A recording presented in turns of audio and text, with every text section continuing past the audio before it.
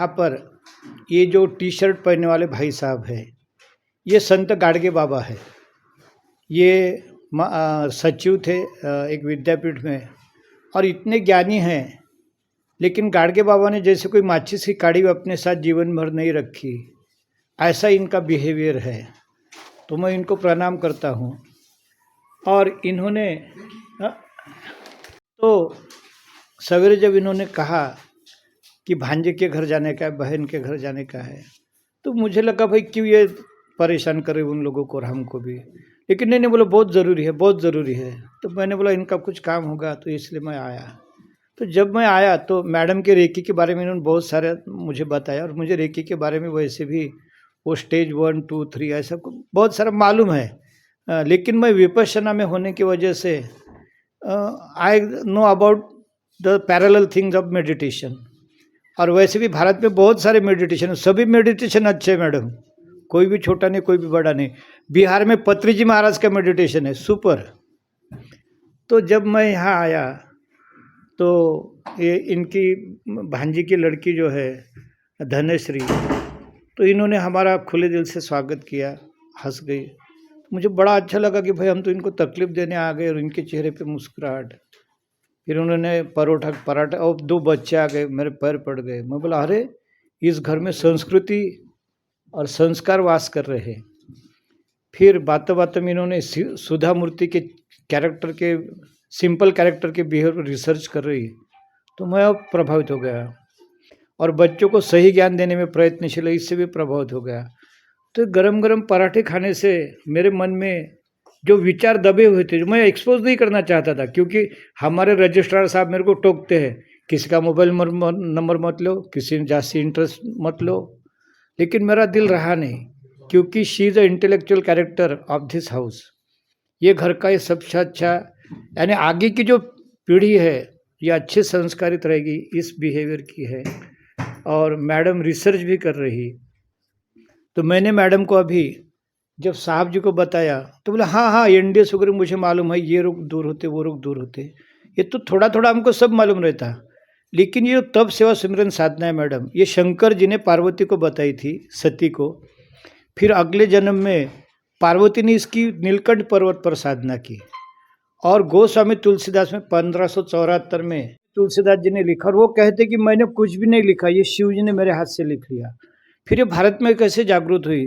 तो 1924 में एक 20 साल का बच्चा बद्री प्रसाद, वो बहुत नास्तिक था, बद्री प्रसाद त्रिपाठी, किसी पे भगवान पे तो बिल्कुल भरोसा नहीं रखता था। लेकिन उसकी एक नस फट गई योगासन में, और उसने कहा कि मैं तो कोई भगवान वगवान मानता नहीं, लेकिन अगर मेरी नस जुड़ गई तो मैं अपना आयुष्य समाज के लिए अर्पण करूँगा। उसकी नस जुड़ गई, और उसे एक गुरुजी ने 6 महीने ये जो मानस योग साधना है, तप सेवा सिमरन विद्या सिखाई, और आखिरी दिन उसको आशीर्वाद दिया। जब वो दूसरे दिन गंगा किनारे गया तो वो गुरु महाराज गायब थे। इसने 100 लोगों को पूछा, बोले हमने कोई देखा ही नहीं तेरे साथ, तू तो अकेला ही आता था। तो फिर इसे पता चला कि वो शंकर जी थे जिन्होंने विद्या दी।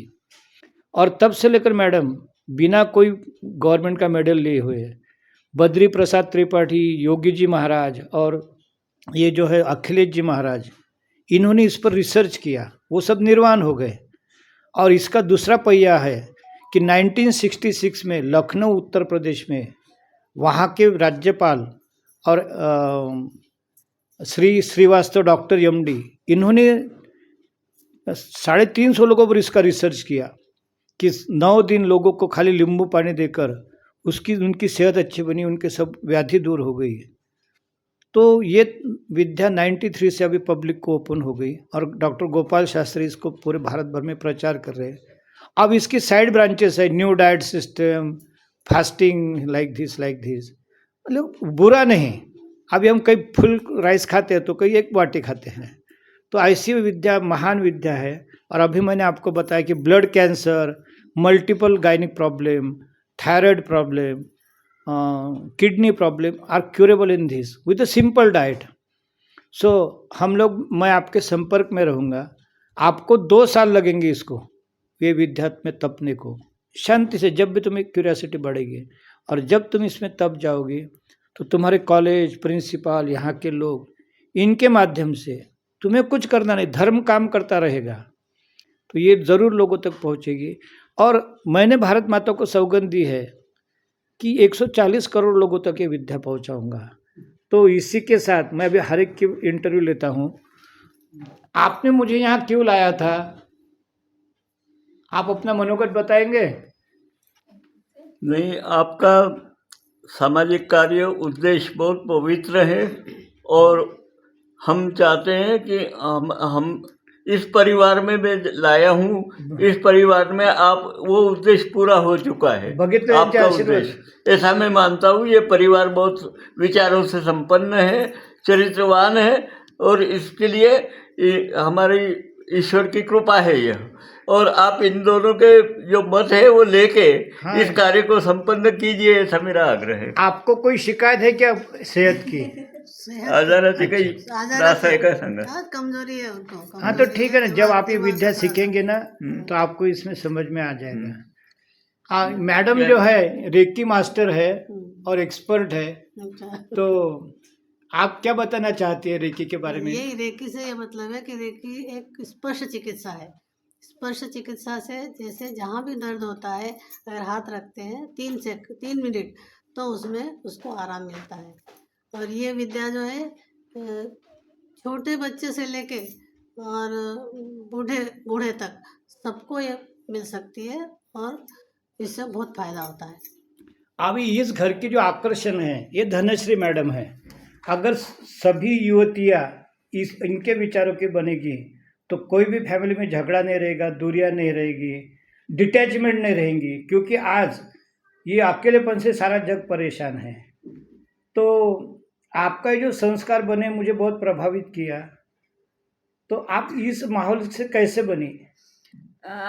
हमारे यहाँ मेरे माँ बाप के यहाँ भी ऐसा ही माहौल था कि लोगों का आना जाना लगा रहता था। और हमारी जो दादी थी उनके बारे में ये फेमस था, हम लोग मराठी में उनको आजी बोलते हैं। हाँ। तो उनके आजी के बारे में फेमस था कि लोग बोलते थे कि किसी भी ऑड टाइम पे भी अगर कोई पहुंच जाए और 4-6 लोग भी पहुंच जाए तो भूखे नहीं रहेंगे।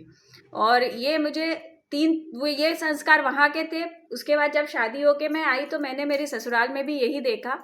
मेरी मदर इन लॉ जैसा कि अभी आपने देखा, तो उनका भी यही विचार है कि 24 घंटे में कभी भी अपने घर कोई आए तो कभी भूखे पेट खाली पेट नहीं जाना चाहिए, क्योंकि वो सबसे अच्छा तरीका है। अब हम गृहस्थ जीवन में हम बहुत बड़े बड़े दान पुण्य तप नहीं कर सकते हैं, वो हमारे इसमें नहीं होता है क्योंकि समय का भी अभाव होता है और हमारे पास धन भी इतना नहीं होता कि हम बहुत बड़े बड़े दान पुण्य करें।